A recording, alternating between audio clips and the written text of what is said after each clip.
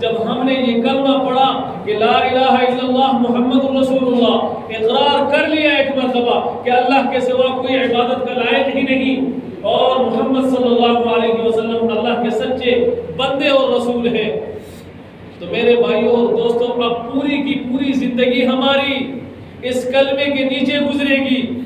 یہ کلمہ جو ہمیں کہیں گے ہم نے وہی کرنا ہے۔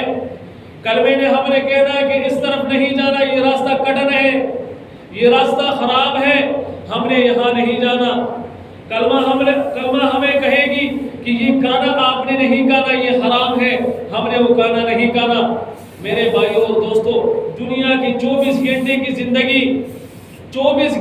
زندگی وہ ہماری اس کلمے کے مطابق گزرے گی، تو میرے بھائیوں اور دوستوں ہم کامیاب ہوں گے۔ اور اگر ہم اس کلمے سے بھٹک گئے، راستہ ہم نے دوسرا چن لیا، تو میرے بھائیوں اور دوستوں یہاں کسی نے ہمیشہ نہیں رہنا۔ کل نفس ذائقۃ الموت ونبلوکم بالشر والخیر فتنہ ثم الینا ترجعون۔ میرے بھائیوں اور دوستوں، اللہ تبارک و تعالیٰ قرآن کریم میں فرماتے ہیں ایک بندہ گیلا وہ بندہ کرے، میں اگر کسی کے ساتھ کوئی بے وفائی کروں تو بندہ مجھ سے گیلا کر سکتا ہے کہ آپ نے یہ نہیں بتایا تھا مجھے، میں نے کہہ دیا کہ میں فلانے ٹائم پہ آؤں گا، نہیں آیا، یار گیلا کر سکتے ہیں کہ آپ نے بتایا تھا نہیں آئے۔ لیکن میرے بھائیوں اور دوستوں، اللہ تبارک و تعالیٰ نے ہمیں دنیا میں بھیجنے سے پہلے اللہ تبارک و تعالیٰ نے ہمیں صاف سب کچھ بتا دیا، اور یہ بھی بتا دیا، آخرت بھی بتا دی، اور اینڈ بھی ہمارا بتا دیا کہ آپ کا آخری خاتمہ کہاں ہوگا، کہاں جانا ہے آپ نے۔ اللہ تبارک و تعالیٰ نے فرمایا کل نفس ذائقۃ الموت۔ اس دنیا میں جو ذی روح ہے، جس کے اندر روح ہے، اس نے مرنا ہی مرنا ہے۔ یہ موت کا یہ جو کٹن پیالہ ہے، ہر ذی روح نے اس پیالے کو پینا ہے، کسی نے اس دنیا میں نہیں رہنا۔ اور میرے بھائیوں اور دوستوں، جب کسی نے رہنا نہیں اور اس دنیا میں رہنا نہیں، تو اس دنیا کو اکٹھا کرنے کا فائدہ کیا ہے؟ میرے بھائیوں اور دوستوں، اکٹھا وہ کر لو جہاں ہمیشہ رہنا ہے۔ جب ایک مرتبہ دنیا سے ہم چلے گئے اور قیامت والے دن جب ہمارا حساب و کتاب ہو گیا، تو میرے بھائیوں اور دوستوں، پہلے بھی یہ بات میں بتا چکا ہوں، پیغمبر صلی اللہ علیہ وسلم نے فرمایا کہ اللہ تبارک و تعالی موت کو ایک شکل دے دے گا، ایک صورت دے دے گا، اور اس شکل و صورت والی موت کو اللہ تبارک و تعالی ذبح کر دے گا، ختم کر دے گا، اور کہے گا کہ آج کے بعد کسی کے اوپر موت نہیں آئی۔ جو جہنم میں چلے گئے وہ ہمیشہ کے لیے جہنم میں، جو جنت میں چلے گئے وہ ہمیشہ کے لیے جنت میں۔ تو میرے بھائیوں اور دوستوں، کامیاب وہاں پہ کون ہوگا؟ جو جنت میں گیا ہوگا وہی بندہ کامیاب ہوگا، اور جو جہنم میں گیا اس کے لیے کوئی کامیابی نہیں۔ ہم دنیا کے اندر جیل خانے جاتے ہیں، تھوڑی دیر کے لیے ہمارے اوپر کیا گزرتا ہے، اور ہمیں پتہ بھی ہوتا ہے کہ ہم نے یہاں سے نکل جانا ہے، وہ ایک نہ ایک دن ہم نے یہاں سے نکل جانا ہے، اگر زندہ نہیں تو مردہ یہاں سے نکل جائیں گے۔ لیکن میرے بھائیوں اور دوستوں، اگر جہنم میں چلے گئے، کفار جہنم میں چلے گئے، تو وہاں پہ پھر واپس نکلنے کا کوئی راستہ نہیں۔ یہاں تو ہمارے پاس یہ موقع ہے کہ یہاں نکل جانا ہے ہم نے کسی نہ کسی طریقے سے، زندہ یا مردہ، وہاں پہ نکلنے کا کوئی راستہ نہیں، نہ زندہ نہ مردہ۔ تو میرے بھائیوں اور دوستوں، اس ہمیشہ زندگی کے لیے اللہ تبارک و تعالیٰ نے یہ چند دن ہمیں عطا فرمائے ہیں۔ یہ دنیا کی زندگی چند دن ہوتے ہیں، اور زندگی وہی ہے جو پیچھے گزر گئی، جس کی 30 سال گزر گئی وہی زندگی گزر گئی، آگے کا کوئی پتہ نہیں کہ کل کے لیے کوئی بندہ زندہ بھی رہ سکتا ہے کہ نہیں۔ کل تو بڑی دور کی بات، 1 منٹ کسی کے پاس اپنا گارنٹی نہیں کہ میں 1 منٹ کے بعد میں زندہ ہوگا یا مردہ ہوں گا۔ تو میرے بھائیوں اور دوستوں، زندگی وہی جو پیچھے گزر گئی، اور وہ ہمیں پتہ کہ ہم نے کہاں گزاری ہے، کیسے گزاری ہے۔ دنیا کے عیش و عشرت میں گزار دی، اللہ تبارک و تعالیٰ کو ناراض کر دیا۔ جہاں موقع ملا ہم نے پیغمبر صلی اللہ علیہ وسلم کے طریقوں کو ٹکرا دیا، جہاں موقع ملا ہم نے اللہ تبارک و تعالیٰ کے احکامات کو پیچھے ڈال دیا۔ اب زندگی تو گزر گئی، اب صرف 2 دن کی زندگی ہے میرے بھائی ہے، اور اس رمضان المبارک کے مہینے سے بڑا موقع کوئی نہیں آنا۔ یہی اللہ تبارک و تعالی نے ہمیں سعادت بخشی ہے۔ اب اگلے رمضان ہمیں کوئی پتہ نہیں کہ ہم میں سے کون زندہ ہوگا اور کون نہیں ہوگا۔ کتنے ہمارے ساتھی، کتنے ہمارے بھائی، کتنے ہمارے رشتہ دار، کتنے ہمارے عزیز و اقارب پچھلے رمضان میں ہمارے ساتھ موجود تھے اور اس رمضان میں ہمارے ساتھ نہیں۔ تو میرے بھائیوں اور دوستوں، ہمیں بھی کوئی پتہ نہیں کہ ہم میں سے اگلے رمضان میں کون زندہ ہوگا اور کون نہیں ہوگا۔ تو آج اللہ تبارک و تعالیٰ نے ہمیں یہ موقع، یہ سعادت عطا فرمائی۔ رمضان المبارک کے مہینے کے ذریعے سے اللہ تبارک و تعالیٰ نے ہماری زندگی میں رمضان المبارک ہمیں عطا فرمائی اور ہمیں موقع دیا کہ آؤ مجھ سے مانگو، آؤ جو پیچھے آپ نے کیا ہے، جو مجھے ناراض کر دیا، جو میرے محبوب صلی اللہ علیہ وسلم کے طریقوں کو چھوڑ دیا، توڑ دیا، پیچھے ڈال دیا، آؤ آج تیرے پاس موقع ہے، آؤ مجھے منا لو، مجھ سے مانگو، میں اللہ تجھے معاف کر دوں گا۔ اللہ تبارک و تعالیٰ فرماتا ہے میں تجھ سے، میں اپنے بندے سے 70 ماؤں سے زیادہ محبت کرتا ہوں۔ دنیا میں ایک ماں کی محبت کتنی محبت ہوتی ہے کہ اس ماں کی محبت وہاں تک دنیا میں کوئی محبت نہیں پہنچ سکتی۔ پیغمبر صلی اللہ علیہ وسلم فرماتے ہیں کہ اللہ رب العزت اپنے بندے کے ساتھ 70 ماؤں سے بھی زیادہ محبت کرتا ہے۔ تو میرے بھائیوں اور دوستوں، آج اگر ہم اللہ تعالیٰ کے دربار میں آئے اور رو رو کر گر گڑائے تو میرے بھائیوں اور دوستوں، اللہ ہمیں معاف کر دے گا۔ میں نے خطبے میں آپ حضرات کے سامنے ایک حدیث بیان فرمائی ہے۔ آج ہمارا معاشرہ پریشانیوں میں ڈوبا ہوا ہے۔ 3 باتیں میں نے عرض کرنی تھی۔ ایک بات، پہلی بات دعا، دوسری بات اعتکاف۔ یہ رمضان المبارک کا آخری عشرہ اب کچھ دنوں کے بعد شروع ہونے والا ہے۔ ان آخری عشرے میں 2 عبادتیں ایسی ہیں، 2 عبادتیں جو سب سے بڑی اور سب سے مقبول ترین عبادات میں سے ہیں۔ ان میں سے ایک عبادت ہے معتکف اعتکاف کرنا، دوسری عبادت ہے لیلۃ القدر کی رات کو ڈھونڈنا اور اس رات کے ملتے ہوئے اللہ تبارک و تعالیٰ کو راضی کرنے کی کوشش کرنا۔ یہ 2 عبادتیں اس رمضان المبارک کے آخری عشرے کے سب سے بڑے عبادات ہیں۔ اور ایک عبادت وہ دعا ہے۔ آج ہمارا معاشرہ پریشانیوں میں ڈوبا ہوا ہے، ہر انسان پریشانی میں ڈوبا ہوا ہے، انفرادی طور پر بھی اور اجتماعی طور پر بھی۔ وجہ اس کا کیا ہے؟ اس کا وجہ یہ ہے کہ ہم نے اللہ تبارک و تعالیٰ سے مانگنا چھوڑ دیا۔ ہم نے اللہ تبارک و تعالیٰ سے مانگنا چھوڑ دیا، دنیاوی اسباب کے پیچھے لگ گئے، ہم دوڑ لگاتے ہیں۔ حالانکہ پیغمبر صلی اللہ علیہ وسلم اور صحابہ کرام رضوان اللہ تعالی علیہم اجمعین کا طریقہ یہ تھا کہ جب بھی کوئی پریشانی، کوئی مصیبت آتا تو پیغمبر صلی اللہ علیہ وسلم اور صحابہ کرام رضوان اللہ تعالی علیہم اجمعین سب سے پہلے اللہ تبارک و تعالیٰ کے دربار میں حاضر ہو جاتے، 2 رکعت نماز پڑھ کر اللہ تبارک و تعالیٰ کے سامنے ہاتھ اٹھا کر رو رو کر اللہ سے مانگتے تھے۔ ایک صحابی کے بارے میں آتا ہے کہ ان کے گھر میں کھانے کے لیے کوئی چیز نہیں، بھوک لگا ہوا ہے، صحابی گھر میں آیا، کھانے کے لیے کوئی چیز نہیں، بیوی کہتی ہے کہ کوئی شے نہیں گھر کے اندر کھانے کے لیے، تو اس صحابی وہ اپنی بیوی سے کہتا ہے کہ اس طرح کر کہ تو گھر میں وضو کر کے نماز پڑھنا شروع کر، میں مسجد جاتا ہوں۔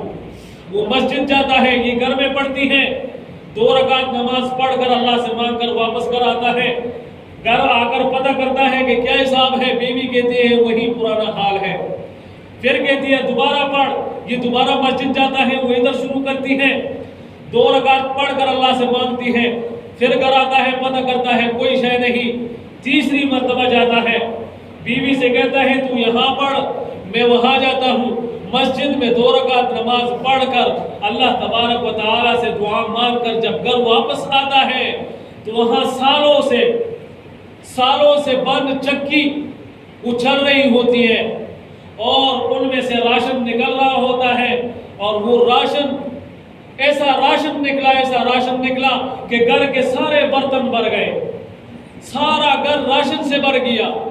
تو میرے بھائیوں اور دوستوں، انہوں نے وہ چکی کا پتھر اٹھا لیا کہ یہ دیکھتے ہی یہ ماجرا کیا ہے، اس کے اندر ہے کیا چیز، یہ مسلسل دڑا دڑ راشن نکالی جا رہے ہیں، اندر موجود کیا ہے۔ جب انہوں نے پتھر اٹھایا تو پتھر کے بیچ میں صرف ایک دانہ گندم کا اس ایک دانے سے اللہ تبارک و تعالی نے پورا گھر بھر دیا۔ میرے بھائیوں اور دوستوں، یہ دعا کا اثر تھا۔ پیغمبر صلی اللہ علیہ وسلم، آج کل ہمارا کیا حال ہے؟ ہمارے اوپر کوئی پریشانی آتی ہے، کوئی مصیبت آتا ہے، ہم ظاہری اسباب کو آزماتے ہیں، سب سے پہلے دوڑ لگاتے ہیں ظاہری اسباب کی طرف۔ جب ظاہری اسباب استعمال کر کے تک جاتے ہیں ہم لوگ، اس کے بعد ہمیں اللہ اور دعا یاد آ جاتی ہے، اس کے بعد ہمیں اللہ تبارک و تعالیٰ کی ذات یاد آ جاتی ہے۔ پیغمبر صلی اللہ علیہ وسلم نے فرمایا، حدیث شریف ہے، الدعاء مخ العبادہ، یہ دعا یہ تمام عبادتوں کی لب لباب، تمام عبادات کا مغز ہے۔ میرے بھائیوں اور دوستوں، اس دعا کو ہم نے چھوڑ دیا، ہم نے اللہ تبارک و تعالیٰ کے سامنے گڑ گڑانے سے اپنے آپ کو پیچھے ہٹا دیا، اور اس دعا کے قبول ہونے کے لیے پیغمبر صلی اللہ علیہ وسلم نے بہت سارے اوقات بتا دیے ہیں۔ ان میں سے ایک وقت وہ سحری کا وقت ہے، اور ایک وقت وہ نماز آذان اور اقامت کے درمیان، آذان کے بعد درود شریف پڑھنا، اور اس کے بعد دعائے وسیلہ پڑھنا، اس کے بعد دعا کرنا۔ میرے بھائیوں اور دوستوں، آذان کے بعد درود شریف پڑھنا، درود شریف اللہ تبارک و تعالیٰ کے دربار میں جاتا ہے، اللہ تبارک و تعالیٰ ہر بندے کی درود شریف کو قبول کر لیتا ہے، اس کو واپس کبھی بھی نہیں لوٹاتا۔ دوسری دعائے وسیلہ، اللہم رب ھذہ الدعوۃ التامہ، یہ ایک مقبول ترین دعا ہے جو ہر نماز کے بعد پڑھی جاتی ہے، یہ اللہ تبارک و تعالیٰ کے دربار میں جاتی ہے، یہ دعا کبھی رد نہیں ہوتی، یہ اللہ تبارک و تعالیٰ یہ دعا کبھی واپس نہیں بھیجتا، اللہ تبارک و تعالیٰ ہر حال میں اس کو قبول کر لیتا ہے۔ تو میرے بھائیوں اور دوستوں، دو دعائیں مقبول ترین، درود شریف اور اس کے ساتھ دعائے وسیلہ، اس کے ساتھ تیرا تیسرا دعا مل گیا۔ تو میرے بھائیوں اور دوستوں، اللہ تبارک و تعالیٰ سب کریموں سے زیادہ کریم ہے، اس کی کرم سے یہ بات بڑی بعید اور دور ہے کہ اللہ تبارک و تعالیٰ کے پاس 3 دعائیں جائیں، ان میں سے 2 دعاؤں کو قبول کرے اور تیسری دعا کو واپس لوٹا دے، یہ ہو ہی نہیں سکتا۔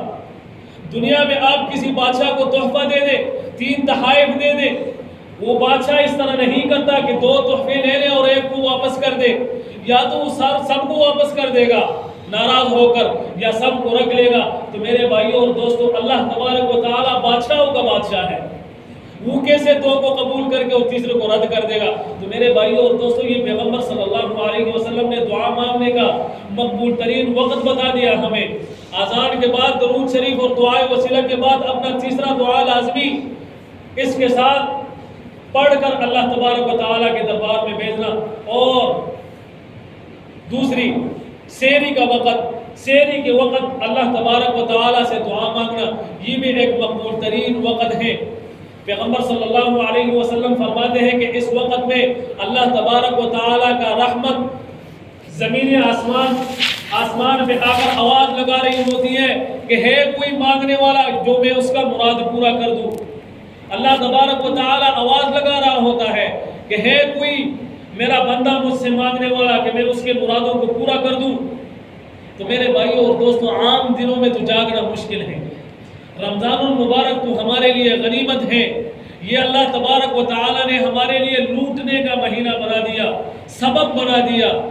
باقی دنوں میں ہم سے جاگا نہیں جاتا سحری کے ٹائم پہ، لیکن رمضان المبارک میں تو ہر بندہ ہی اٹھ جاتا ہے کھانا کھانے کے لیے، تو تھوڑا سا پہلے اٹھ جائے، اور ہر بندے نے ہاتھ منہ دھونا ہوتا ہے، ذرا پیر بھی دھو لے اور سر کا مسح بھی کر لے، وضو ہو جائے گا۔ اس کے بعد 2 رکعت نماز پڑھ لیں، یا حسب توفیق جتنا ہو سکے پڑھ لیں، اور پھر اللہ تبارک و تعالیٰ کے دربار میں ہاتھ اٹھا کر گڑ گڑا کر اللہ سے مانگے۔ میرے بھائیوں اور دوستوں، دیکھو اللہ تبارک و تعالیٰ ہمارے حالات کیسے بدلتے ہیں، ہم اللہ تبارک و تعالیٰ کے سامنے آتے نہیں، ان سے مانگتے نہیں، پھر ہم گیلا کرتے ہیں کہ یہ ہمارا یہ کام نہیں ہوا، یہ کام نہیں ہوا، یہ نہیں ہوا۔